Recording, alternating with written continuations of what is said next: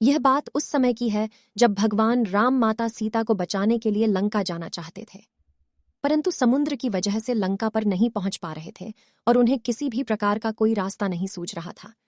इस पर भगवान श्रीराम क्रोधित हो उठे और उन्होंने समुद्र पर बाण तान दिया, जिसकी वजह से समुद्र देवता भयभीत हो गए और भगवान श्रीराम के सम्मुख प्रकट हो गए और वार्तालाप में उन्होंने बताया कि आपकी सेना में नल और नील दो ऐसे वानर हैं जिसके जरिए आप राम सेतु का निर्माण कर सकते हैं और इस समुद्र को पार कर सकते हैं।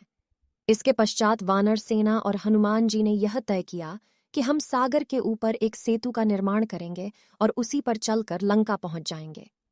इसके पश्चात हर एक वानर ने पत्थर पर प्रभु श्री राम का नाम लिखना शुरू किया और नाम स्मरण करते हुए नल और नील ने पत्थर को सागर में डालना शुरू किया। जैसे ही प्रभु का नाम लिखकर पत्थर डालने लगे तो पत्थर भी पानी में तैरने लगे और कुछ ही दिनों में राम सेतु बनकर तैयार हो गया। जिस समय राम सेतु बनाने में सभी वानर व्यस्त थे, उसी समय एक छोटी सी गिलहरी ने उन सभी को पुल बनाते हुए देखा था। गिलहरी ने मन में सोचा कि प्रभु श्री राम तो साक्षात भगवान है, उनके लिए जब यह बंदर राम सेतु बना रहे हैं और भगवान राम की सेवा कर रहे हैं तो मुझे भी सेवा में अपना योगदान देना चाहिए। यह सोचकर गिलहरी ने मन ही मन प्रभु श्री राम के चरणों में नमस्कार किया और दूसरी तरफ अपनी सेवा शुरू कर दी। समुद्र तट के पास रेत का बहुत बड़ा ढेर था। जिस प्रकार की गिलहरी की क्षमता थी, उसका वह पूरा उपयोग कर रही थी और उपयोग करके श्रीराम के कार्य में लग गई। ऐसा देखकर वानरों को बहुत ही ज्यादा आश्चर्य हुआ। एक वानर ने गिलहरी से कहा, अरे तुम बहुत ही छोटी हो और एक एक कण रेत लाकर समुद्र में डाल रही हो, क्या तुम्हारे ऐसा करने से पुल का निर्माण हो जाएगा? तब गिलहरी ने जवाब दिया कि भैया, मैं भले ही बड़े पत्थर नहीं उठा सकती हूँ, आप लोगों जैसी सेवा तो नहीं कर सकती हूँ, परंतु इतनी श्रीराम ने मुझे क्षमता दी है, उतनी सेवा तो कर ही सकती हूँ। भले ही यह सेवा छोटी हो, परंतु श्री राम की सेवा तो हो ही रही है, इसीलिए आप मुझे यह सेवा करने दीजिए। ऐसा कहने के पश्चात गिलहरी दोबारा से रेत लेकर सागर में डालने की सेवा करने लगी।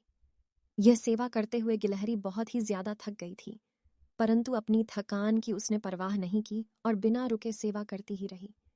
वह मन ही मन कह रही थी, आपको क्या पता, जब तक मेरे शरीर में प्राण है तब तक मैं प्रभु श्री राम की सेवा करती रहूंगी। इसके पश्चात जब वह दोबारा रेत लेकर समुद्र की ओर जाने लगी, तब किसी ने बहुत ही प्रेम से उसकी तरफ देखा। जी हाँ, वह श्री राम प्रभु ही थे।